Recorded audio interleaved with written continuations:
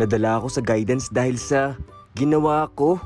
Elementary ako noon at magkakasama kami magkakaibigan. Wala kaming klase noon at nakatambay lang kami dun sa may balkonahe dun sa third floor ng room namin. Wala pala yung teacher natin, no? Oo nga eh.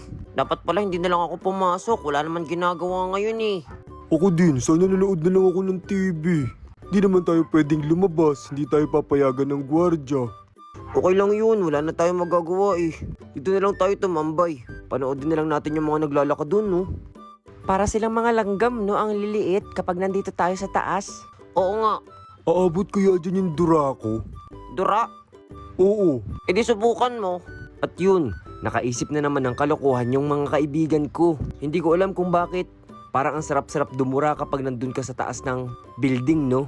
At nagsimula na nga kaming gawin yung mga kalokohan namin. O tingnan nyo to. Puh! Puh! Puh! Yak! May kasama pang plema. Ayun o yung Durako, umabot hanggang ibaba. Ako naman. Ayun yung sa akin, oh. Ang layo. Ikaw nga, Ining. Ayoko nga, Kadiri. Gusto mo din naman gawin, eh. Sige na nga. Wow, ang layo din. Ikaw naman, Enzo. Teka, bebelo ko. Wow, ang layo. O, diba? Talo ko kayong lahat.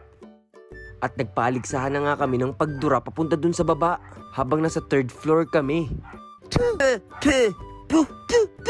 Ako naman. Puh! Eh ito, bebelo na ako. Ito yung pinakamalakas kong dura. Nang biglang hindi ko pala namalaya na naglalakad pala yung teacher namin dun sa ibaba. At saktong-sakto, tinamaan siya sa may ulo niya. At nung pagkatingala niya ay nakita niya kaming apat na tumatakbo dun sa classroom namin.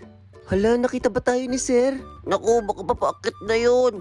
Kunwari nakaupo lang tayo dito sa loob at hindi na sa labas. Maya-maya ay umakit na yung teacher namin. Kayong apat! Kayo ba yung nandura sa ulo ko? Oo eh. Pumunta kayo sa guidance counselor ngayon din. Pati po ako. Abay, oo!